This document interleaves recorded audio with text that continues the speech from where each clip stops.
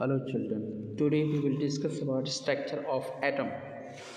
In this chapter, first of all, whatever we will discuss, first of all, I would like to make it clear that we have to discuss in this chapter discovery of electron or cathode rays, discovery of protons and anode rate, structure of atoms, discovery of neutrons, atomic structure, atomic number, mass number, electronic configuration, valency, formation of ions and calculation of their valencies, isotopes and isobar, isoneutrons also we will discuss. मैं इस chapter की पूरी reading करते हुए detail को समझाऊंगा, वो ज़रूरी है.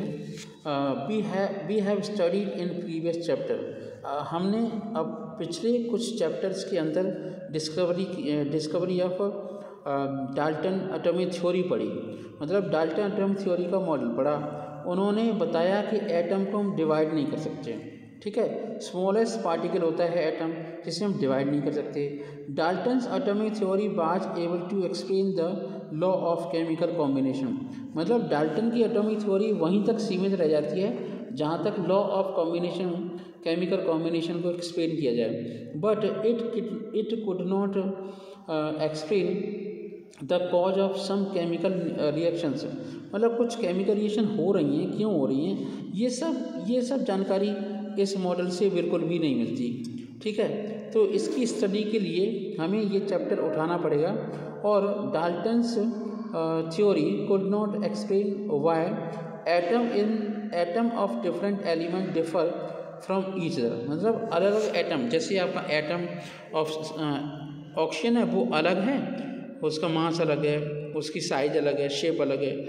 और हाइड्रोजन है उसका अलग है. तो 19th सेंचुरी में, मतलब 1890 के आसपास बहुत ज़्यादा हलचल हो गई केमिस्ट्री जगत के अंदर. और जितने भी केमिस्ट थे, ऑल केमिस्ट जिन्हें बोलते हैं, उनके दिमाग में ये आया कि हमें कुछ और स्पेशल करना चाहिए.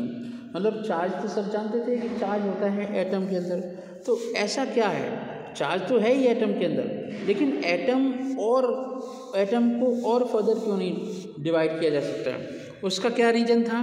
उसका यही रीज़न था कि ज़्यादा डिस्कवरी नहीं हुई. फिर ये बात निकल के आई कि क्रुक्स नाम के साइंटिस्ट थे, उन्होंने एक डिस्चार्ज ट्यूब बनाई.